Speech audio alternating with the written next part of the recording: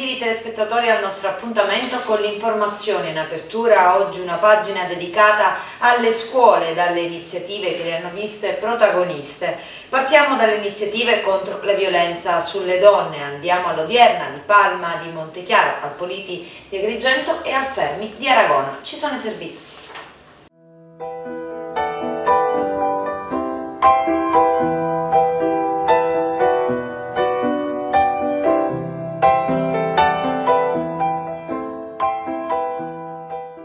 L'Istituto Odierna di Palma di Montechiaro, in occasione della giornata contro la violenza sulle donne, ha formato i ragazzi su questo tema e ha organizzato diverse iniziative che li vedranno protagonisti. I ragazzi con molto entusiasmo, con sensibilità soprattutto alla tematica sul femminicidio, sotto la guida dei loro insegnanti hanno realizzato varie attività. Hanno realizzato dei video significativi, hanno anche scelto delle poesie simboliche anche in lingua francese e in lingua inglese. Un'alunna ha scelto anche di interpretare il monologo dell'attrice Paola Cortellesi, adeguandolo anche all'ambiente in cui si cresce, in cui ci si forma. Hanno realizzato vari disegni significativi che sono stati appunto messi in mostra, quindi appesi nell'istituto. Ci saranno anche momenti musicali e un balletto simbolico che tratta appunto la tematica del femminicidio.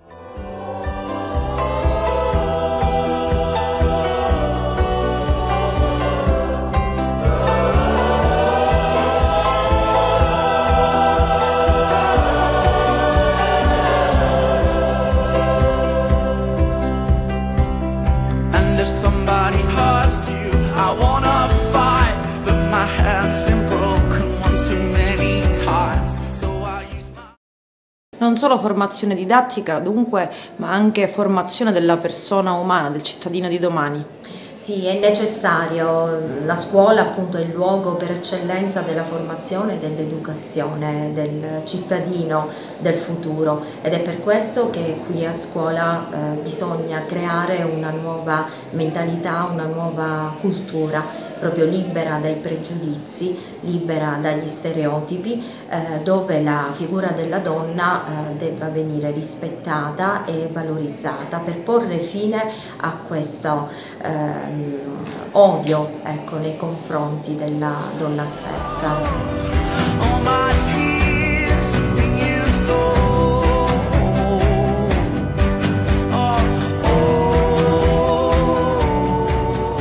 Racconti il dietro le quinte di questa giornata, che lavoro c'è dietro questa organizzazione? Allora, noi come personale ATA, che siamo collaboratori scolastici e che tecnici, ci siamo attivati per far sì che questa manifestazione possa risultare al meglio. In parte, ad esempio, tecnici si sono attivati per quanto riguarda la parte video, tra cose live, di video e tutt'altro, mentre noi collaboratori scolastici ci siamo attivati per la cartellonistica, per aiutare, per mettere a pendere tutto, per far sì che tutto risulta al meglio. Anche per quanto riguarda le pulizie abbiamo messo a lucido tutta la scuola, e in più i ragazzi hanno collaborato tantissimo con noi, con i docenti, e in sostanza tutta la scuola si è adoperata per questa manifestazione.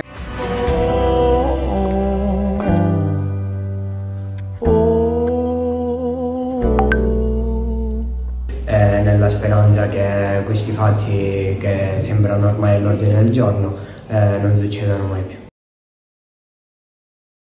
Oggi un'interessante tavola rotonda per discutere la violenza alle donne, un tema di grandissima attualità che vede tanti partner qui all'Istituto Politi. Sì, l'iniziativa di oggi, come ogni anno, noi non manchiamo a questo appuntamento. Parte da un lavoro sinergico e in rete che da anni noi portiamo avanti come istituzione scolastica con il Centro Antiviolenza Antistalking Telefono Aiuto di Agrigento, che da 19 anni opera nel territorio, proprio come contrasto ad ogni forma di violenza, disagio e discriminazione. L'iniziativa di oggi mira a sensibilizzare i giovani, a sensibilizzare gli studenti, perché la scuola è la prima agenzia educativa che deve muoversi in questo senso. Si parla tanto di diritti delle donne, ma in realtà scopriremo oggi che ancora, oltre che in Italia, soprattutto nel mondo islamico, questi diritti e queste libertà vengono negate. Ecco, l'iniziativa di oggi ha lo scopo di insegnare ai giovani a liberarsi dai pregiudizi, dai preconcetti. Dobbiamo cambiare, ciascuno di noi, cambiare nel profondo. Una giornata importante oggi per discutere su un tema di grandissima attualità, purtroppo, quello della violenza contro le donne. Sì, assolutamente, è una giornata a cui noi teniamo tantissimo, è una giornata storica per noi, si può dire, che anno dopo anno cerchiamo di evidenziare, di valorizzare, proprio per mettere in evidenza quella che è la situazione in cui vengono considerate e trattate le donne. Quindi scopo di questa giornata è proprio quello di contrastare e di far sì che venga diffusa, venga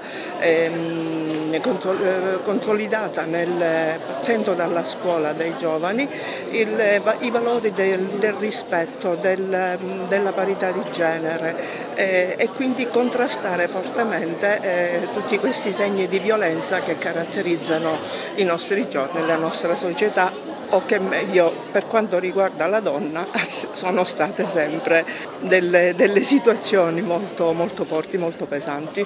È sempre un'occasione importante quella di potersi interfacciare con i ragazzi. Io oggi parlerò per esempio della violenza sessuale, perché penso sia un tema molto vicino a loro. Se consideriamo che la violenza sessuale viene praticata in una fascia di ragazzi veramente giovanissimi, quindi è importante inculcare alle nostre figlie intanto la massima oculatezza nella scelta dei rapporti interpersonali, e ai nostri figli sicuramente fargli capire quanto sia grave portare avanti un atteggiamento criminoso, che può essere anche un revenge porn, una vendetta sessuale che li porterà ad avere gravi conseguenze per la giustizia.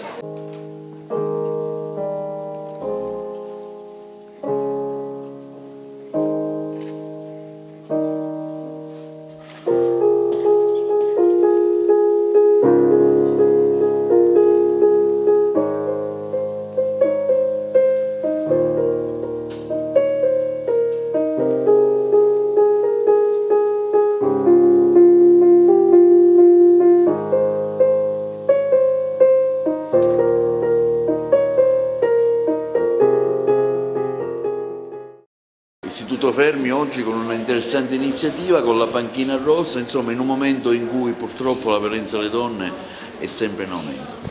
Sì, l'Istituto Fermi, così come ogni anno, anche quest'anno ha voluto proprio ricordare questa giornata che è tristemente appunto contro la violenza sulle donne.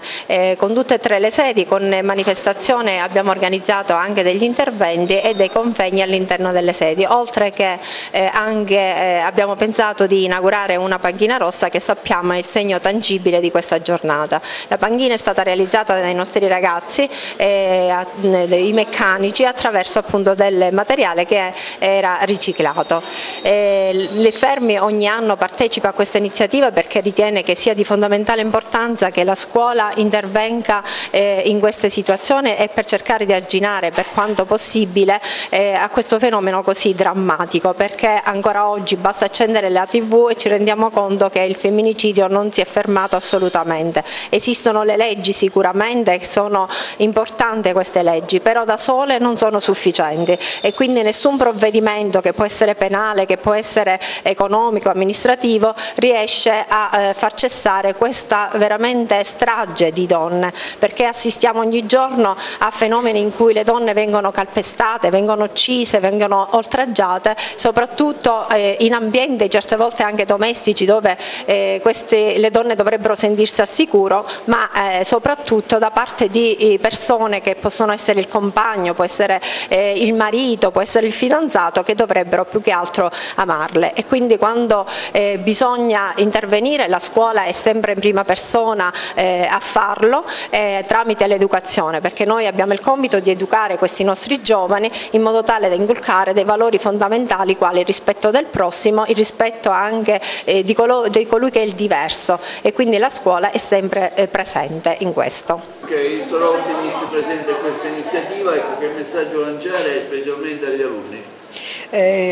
L'iniziativa si inquadra perfettamente nell'ambito della campagna che ci vede per 16 giorni attive sui temi della violenza contro le donne, e oggi si parla qui proprio al Fermi della necessità di leggere i segni e vedere che questo tipo non è amore. Noi abbiamo a tale scopo, proprio perché si inquadra nella nostra campagna, realizzato un roll-up nel quale enumeriamo una serie di comportamenti che possono essere identificati come momento iniziale di un'escalation di violenza contro una donna, e rispetto a questi comportamenti noi invitiamo le donne a farsi delle domande, dunque riflettere. Ecco, noi siamo qui oggi per questo e ringrazio l'Istituto Fermi con la dottoressa Casalicchio e la nostra socia Liana Tuttolomondo, che tra l'altro hanno anche aderito al nostro progetto Kindness, anche parole gentili sull'albero di Natale, realizzando proprio una serie di addobbi che riportano la necessità di ripristinare l'abitudine alla gentilezza per combattere la violenza. Anche la Polizia Penitenziaria ha voluto dare la sua testimonianza in questa giornata?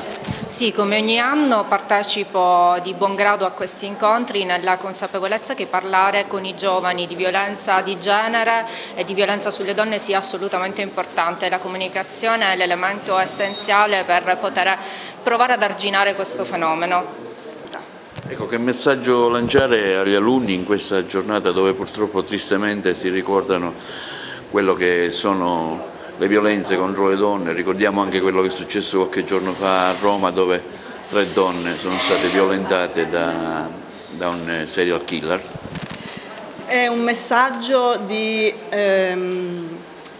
fiducia in se stessi, perché vorrei che si rendessero conto del grande potere che hanno, che è intrinseco in loro. Un potere che deriva dalla loro giovane età e dalla distesa immensa di terreni da coltivare, che è il terreno dell'anima, della conoscenza, dello spirito.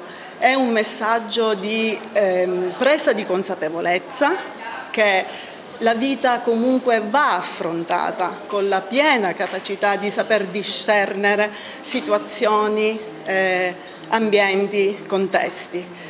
Vorrei che i giovani di adesso si aprissero ad una forma di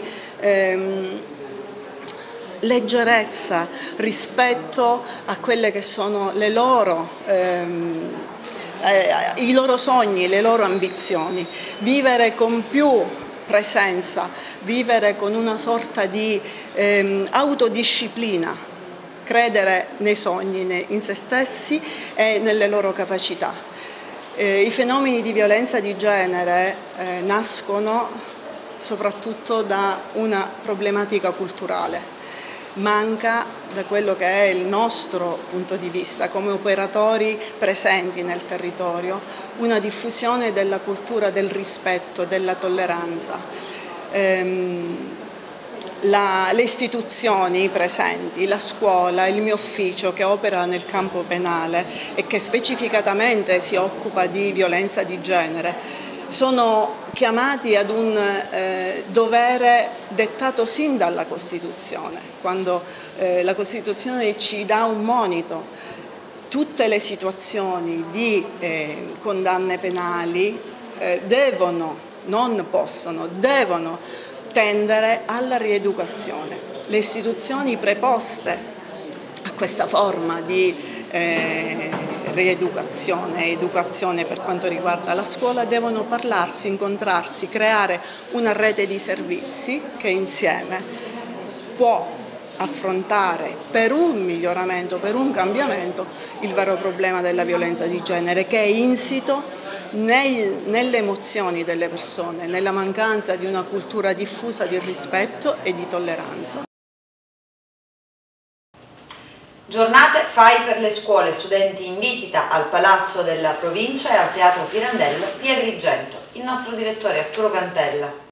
Nonostante il maltempo della giornata di ieri, si sono svolte in città le giornate FAI per le scuole che si protrarranno fino a domani 24 novembre.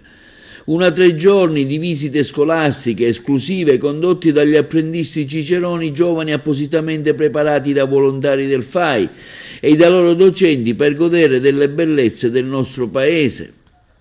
Ad Agrigento i beni aperti sono state le scuole Giardino Botanico, Palazzo dell'Ex Provincia, il Teatro Luigi Pirandello, il Museo Archeologico Regionale Pietro Griffo. Le scuole che vi hanno partecipato sono state quelle del Liceo Classico Empedocle, del Liceo Scientifico Leonardo, del Liceo Scientifico Politi, dell'Istituto Tecnico ITET Ciacia, dell'Istituto Gallo, del Fermi, dell'Istituto Pirandello di Porto Empedocle, diretto da Anna Gangarrossa. Giornate FAI, oggi qui al Teatro Pirandello, l'Istituto Leonardo presente, sostanzialmente cosa avete fatto?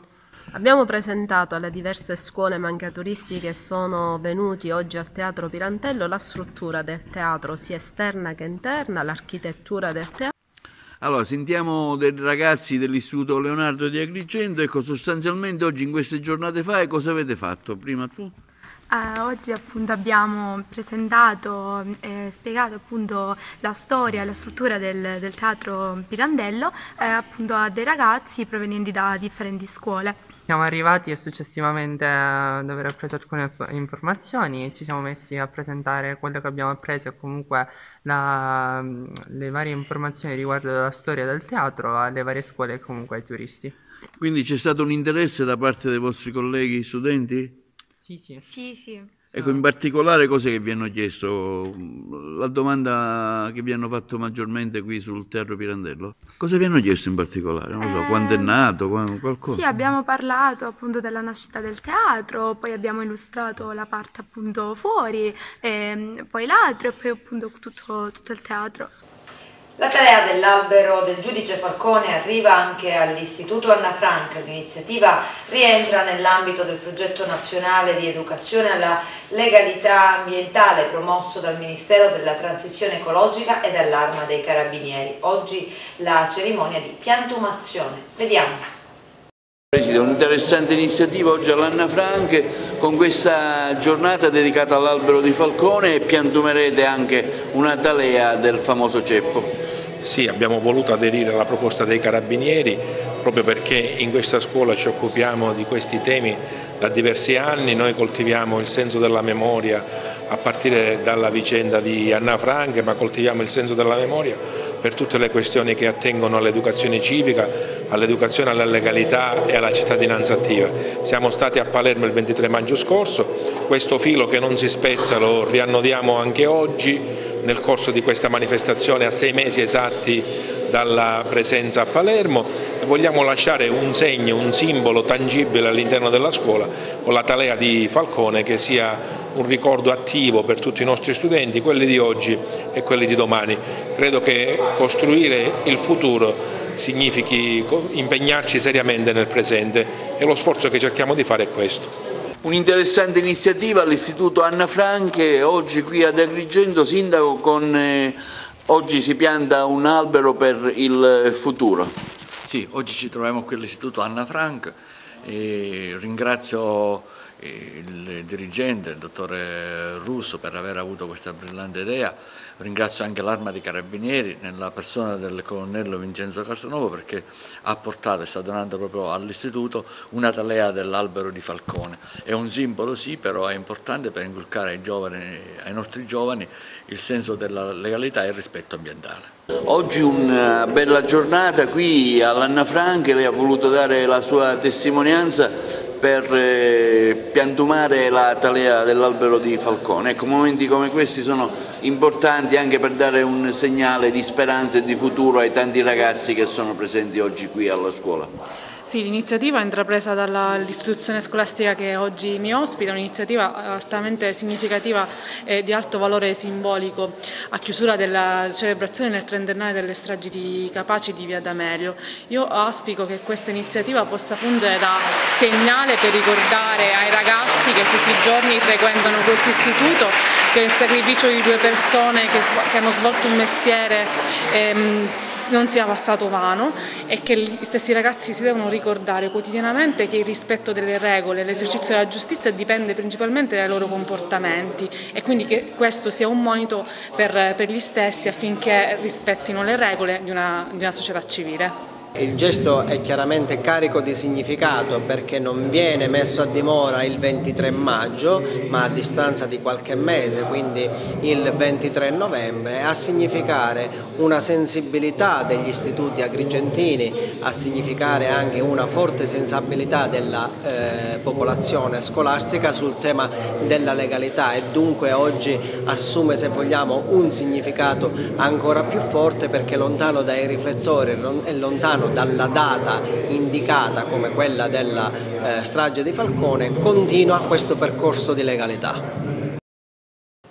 Ladri piromani in azione a Ribere, ignoti, sono riusciti a intrufolarsi in un'abitazione in località Seccagrande, a pochi passi dal mare, nel tentativo di portare via qualcosa di valore. La casa di proprietà di una pensionata del posto è abitata solamente nei mesi estivi, un dato che quasi certamente conoscevano anche i ladri. Una volta dentro, dopo aver messo a soqquadro gli interni e non aver trovato niente di interessante da rubare, i malviventi hanno ben pensato di appiccare un incendio in ben 3 parti della casa. Le fiamme in breve tempo hanno avvolto gli arredi. È stato un passante ad accorgersi del fumo e del forte odore di bruciato e allertare i vigili del fuoco e carabinieri. I pompieri giunti sul posto hanno poi spento l'incendio. Secondo una prima ricostruzione sarebbe anche stato trovato del liquido infiammabile. Saranno i militari dell'Arma a ricostruire esattamente la dinamica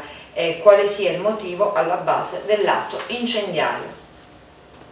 Un operatore nigeriano di un centro di accoglienza è stato aggredito e colpito alla testa con una grossa pietra da uno degli ospiti della struttura ad Agrigento. L'uomo di origine nigeriana ha avuto un alterco con un immigrato somalo che si trovava nel centro. L'ospite della comunità in escandescenza ha preso in mano una pietra e ha colpito l'operatore alla testa, provocandogli una ferita. Sul posto sono intervenute le forze dell'ordine che hanno riportato la calma. Il dipendente della struttura è stato trasferito all'ospedale San Giovanni di Dio di Agrigento, mentre la posizione del somalo è adesso al vaglio degli inquirenti.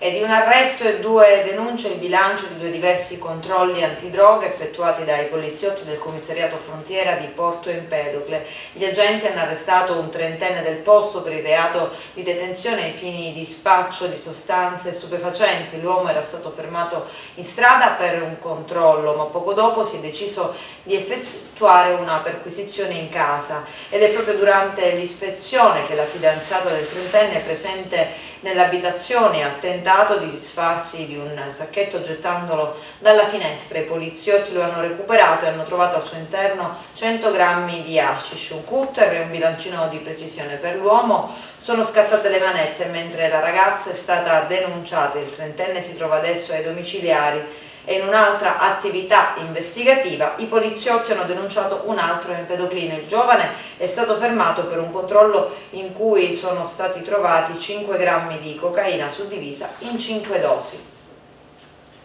Da martedì 22 novembre, cioè ieri, e fino al 6 dicembre, titolari di ristoranti, bar, piscine, attività di catering e organizzazione di eventi che hanno subito danni economici a causa dell'emergenza Covid potranno richiedere i contributi a fondo perduto presentando domanda online all'Agenzia delle Entrate. La misura introdotta dal decreto Sostegni bis prevede lo stanziamento di 40 milioni. Il nostro direttore Arturo Pantella. L'Agenzia delle Entrate comunica che si può fare la domanda per ricevere gli aiuti relativi ai contributi a fondo perduto per i ristoranti, i bar, le piscine e il catering. Pronti il modello istruzione per i titolari delle aziende sopra elencate che intendono richiedere i contributi destinati a questi settori in difficoltà. Dal decreto Sostegni bis, un provvedimento del direttore dell'Agenzia delle Entrate Ernesto Maria Ruffini, detta le regole per presentare la domanda e stabilisce il calendario per l'invio. Da martedì 22 novembre a martedì 6 dicembre le imprese richiedenti devono aver registrato nel 2021 una riduzione di ricavi di almeno il 40% rispetto a quelli del 2019. Per compilare la domanda si può utilizzare il servizio web disponibile nell'area riservata del portale Fatture e corrispettivi del sito internet dell'Agenzia delle Entrate.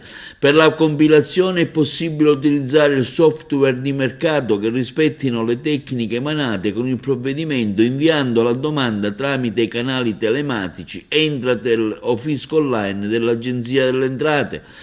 L'istanza può essere trasmessa a cura del richiedente e di un intermediario delegato alla consultazione del cassetto fiscale o al servizio di consultazione delle fatture elettroniche nel portale Fatture e corrispettivi.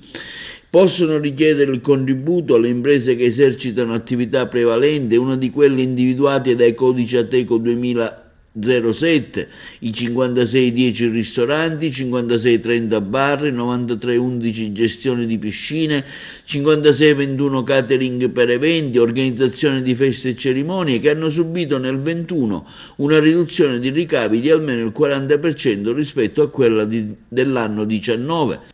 Per le imprese invece costituite nel corso del 2020 la riduzione del 40% è determinata tra l'ammontare medio mensile del fatturato e i corrispettivi del 2021 rispetto all'ammontare medio mensile dei mesi del 2020.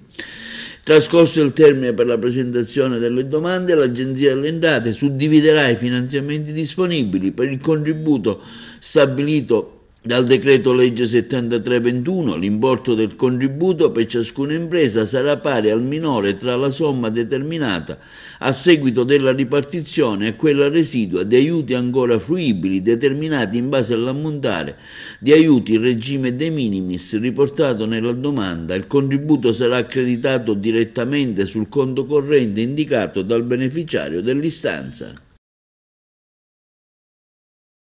Brutta sorpresa per un imprenditore del Messinese.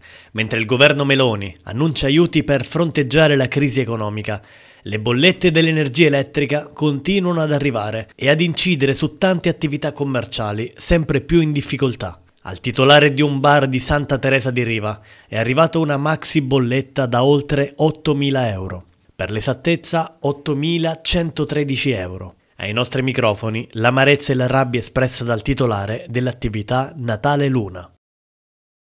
Abituato a pagare sugli 800.000 euro al mese fino a un periodo, poi ad un aumento pari al 300% perché si parlava di 2.500 per 8 mesi, 3.300 per 4 mesi, ora ad un tratto 8.100 euro. Questo è stato il vero e sacrosanto aiuto che ci è arrivato. La voce che interessa a me riguardo l'energia elettrica è che in alto a destra c'è scritto che tutte le utenze precedentemente emesse sono state regolarmente pagate. Quello che importa a me è quello, il resto poi l'energia è quella, il resto dobbiamo andare a verificare con qualcuno che si occupa di tecnica di queste cose. Arriva il periodo di Natale, con quale stato d'animo ora vi preparate a questo Natale 2022? Io solitamente già a quest'ora avevo messi in campo qua i miei minimo 200 panettoni di tutti i gusti, invece quest'anno Non nascondo che ho un grande timore sia per la situazione economica che c'è, non per la mia attività o per le nostre attività riguardo solo l'utenza elettrica, ma anche al costo delle materie prime e anche da padre di famiglia l'impossibilità probabilmente nell'acquisto di questi prodotti di tutte le famiglie a cui siamo circondati. Sicuramente ci sono delle aziende che sono a un rischio altissimo, che sono quelle dette energivore, quindi che consumano tantissima luce, bar, panifici, ristoranti, alberghi, ma il problema riguarda un po' tutti. Noi abbiamo fatto sia al governo regionale delle richieste, come diceva lei, che adesso hanno creato il governo, quindi adesso stanno valutando un po' qualche intervento urgente da fare. Il tavolo invece a livello nazionale è un tavolo aperto, ci sono riunioni costanti, ma anche lì, come nel caso del Covid, purtroppo alcune volte gli interlocutori, non essendo dei commercianti, non essendo degli imprenditori, hanno difficoltà a capire determinati meccanismi e quindi la reale difficoltà che si sta vivendo in questo momento. Ci sono aziende che con diciamo, il decreto che sta uscendo tra qualche ora, penso che tra lunedì massimo dovrebbe essere pronto, avranno degli aiuti, ma il 50% delle aziende non riusciranno ad attingere a questo tipo di aiuto. Noi chiediamo nuovamente con forza lo stesso meccanismo che è stato applicato per il Covid, quindi aiuti diretti sui conti correnti delle aziende. Sicuramente il blocco degli stacchi della luce, una rateizzazione lunga anche a 60 mesi, queste cose potrebbero aiutare. Però per molte piccole e micro aziende ci vuole un aiuto immediato di cash flow, denaro liquido, per poter fronteggiare questa situazione direttamente sui conti correnti. Si è svolto l'interrogatorio di garanzia davanti il GIP del Tribunale di Palermo. Ermelinda Marfia, dell'imprenditore agrigentino Sergio Velle, il titolare di una delle più grandi imprese del Sud Italia nel campo dei rifiuti, difeso dagli avvocati Pasquale Contorno, Nicole Giuseppe Grillo, è accusato di aver corrotto un funzionario regionale. Il mio assistito ha fornito tutte le spiegazioni, ha dichiarato l'avvocato a margine dell'interrogatorio. I fatti sono stati interpretati in maniera sbagliata, illegale. Ha poi proseguito, sono stati spiegati anche i rapporti con il figlio del funzionario regionale, i fatti contestati sono stati travisati. La difesa ha chiesto la revoca del provvedimento di divieto di esercitare l'attività imprenditoriale per un anno. L'altro indagato, Marcello Asciutto, è invece sottoposto all'obbligo di dimora, secondo l'accusa sostenuta dalla Procura di Palermo. In cambio delle autorizzazioni ambientali avute in tempi celeri, l'imprenditore avrebbe investito direttamente o tramite familiari e imprese a lui riconducibili circa 1 milione di euro in 2 società di Milano impegnate in attività di trading finanziario amministrate dal figlio di Marcello Asciutto, 60 anni, di Monreale, all'epoca funzionario nel Dipartimento Acqua e Rifiuti, attualmente all'assessorato Agricoltura. Adesso c'è la pubblicità, a tra poco vi aspetto. AICA, azienda idrica dei comuni agrigentini, acquista rami d'azienda della precedente gestione. Arturo Cantello. Dalle parole ai fatti, i vertici dell'AICA, l'azienda che gestisce il servizio idrico ad Agrigento e in alcuni comuni della provincia, dal notaio hanno firmato l'acquisto del ramo d'azienda di Girgenti Acque e della società affiliata Idortecne, segnando così l'avvio in piena autonomia della gestione del servizio idrico integrato. Un importante passo avanti per l'azienda consortile, che conclude così l'iter avviato tempo addietro facendo proprio il personale e beni mobili. Soddisfatto Alfonso Provvidenza, presidente dell'Assemblea dei Sindaci di AICA, che afferma un atto di particolare importanza che ci consente di affrancarci dalla gestione precedente. Sentiamo le dichiarazioni dei vertici dell'azienda. La sottoscrizione di questo contratto finalmente garantisce un momento particolarmente importante per AICA, finalmente la cessione del ramo di azienda a titolo definitivo dopo vari incontri che hanno finalmente consentito di raggiungere un punto di equilibrio tra AICA e la curatela fallimentare della Girgenti Acque. Ripeto, un momento di particolare importanza perché ciò ci consente di affrancarci dalla vecchia società e quindi oggi possiamo cominciare concretamente a parlare del vero avvio, del concreto avvio del percorso appunto che è portato in avanti da AICA, soggetto gestore del servizio idrico integrato. Allora, siamo alle battute finali rispetto ad una vicenda insomma, che ci ha visto come ente di governo d'ambito assieme al gestore, ad AICA, partecipare ad una lunghissima trattativa con la curatela, la cessione del ramo d'azienda di Girgenti Acque e di Idortecchine. Sopraggiunge questa battuta allo stato finale dopo lunghissime trattative che si sono tenute in queste settimane e in verità da lunghi mesi, anche con l'intervento di Sua Eccellenza il Prefetto che in ultimo insomma, è stata preziosissima nel aiutare diciamo, il gestore e noi dell'ente di governo d'ambito a definire in via del tutto straordinaria un passaggio fondamentale è l'attestazione ad una richiesta che da parte della curatela in primissima battuta rispetto a quanto richiesto a seguito di una verifica tecnica operata da un consulente del Tribunale arrivava a cifre che certamente non potevano trovare noi pronti a rimettere la nostra disponibilità. La cifra richiesta dal consulente era di circa 2 milioni di euro e con una nostra valutazione, in verità una valutazione dei tecnici di AICA che ha portato anche ad una seria valutazione, si è riuscita ad arrivare e ad attestare, concordando anche come una reciproca concessione nella trattativa, una quota di 680.000 euro che riteniamo una cifra congrua e coerente con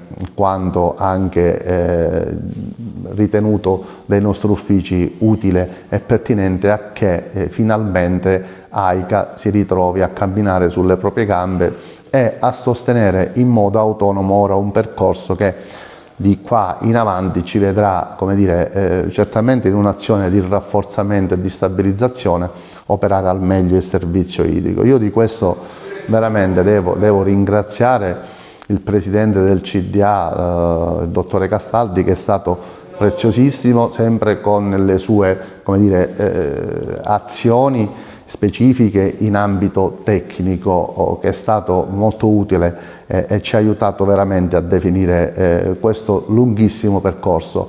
Ora si apre una nuova pagina e speriamo che unitamente ad altri attori che partecipano alla gestione del servizio idrico, mi riferisco in prima battuta ai sindaci, mi riferisco alla consulta che in queste settimane certamente non sta ritrovandosi ad avere un equilibrato rapporto anche con il gestore stesso, e mi riferisco anche ad altri attori diciamo preziosi che ci hanno sempre dato sostegno, le associazioni in genere, nel condurre questa battaglia verso la ripubblicizzazione che trova in questo momento particolare della firma presso il notaio nei prossimi giorni l'affrancazione da un servizio e da una gestione privata che abbiamo veramente da anni tutti atteso. Oggi si concretizza questo processo sperando di guardare in avanti anche con una fiduciosa prospettiva che i nostri uffici insomma, stanno operando al meglio con azioni di programmazione e attività di pianificazione. Il Genio Civile di Agrigento conclude i lavori sul fiume Salso. Vediamo. Completati i lavori per la sistemazione idraulica del fiume Salso, a comunicarlo il Genio Civile di Agrigento, diretto da Lino Lamendola.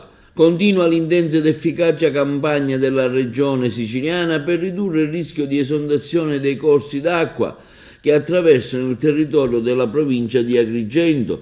Il Genio Civile infatti comunica che negli ultimi 30 giorni ha completato ben 7 interventi di sistemazione idraulica relativi ai corsi d'acqua, fiume Ipsas, il tratto da Agrigento a Grotte, torrenti Femmina Morta nella zona di Menville, Consalamone, Sciacca Tratto di Monte, fiume Vecchio della Palma e affluenti della Mollarella in zona di Licata, Vallone Cannatello ad Agrigento, il tutto per un investimento di risorse stanziate dalla Regione di un importo complessivo di 1,5 milioni di euro.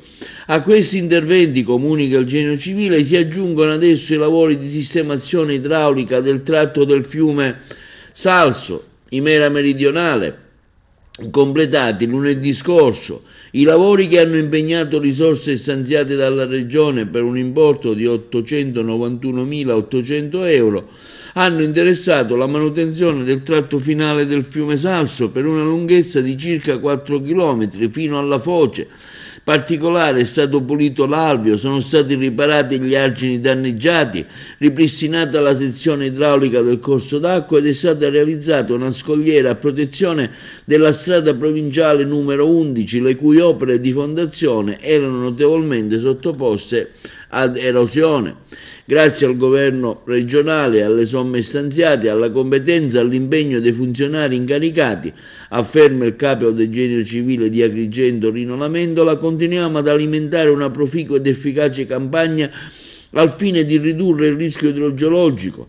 Sono infatti 8, continua Lamendola, gli interventi eseguiti dal nostro ufficio nel corso degli ultimi 5 mesi per la manutenzione del reticolo idrografico provinciale.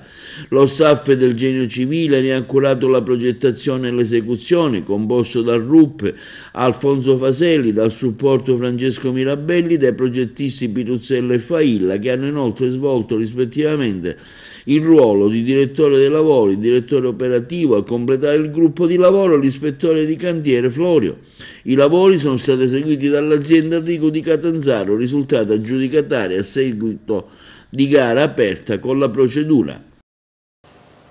Con questo è tutto, termina qui l'edizione del telegiornale. Grazie per la gentile attenzione e per essere stati con noi. A presto.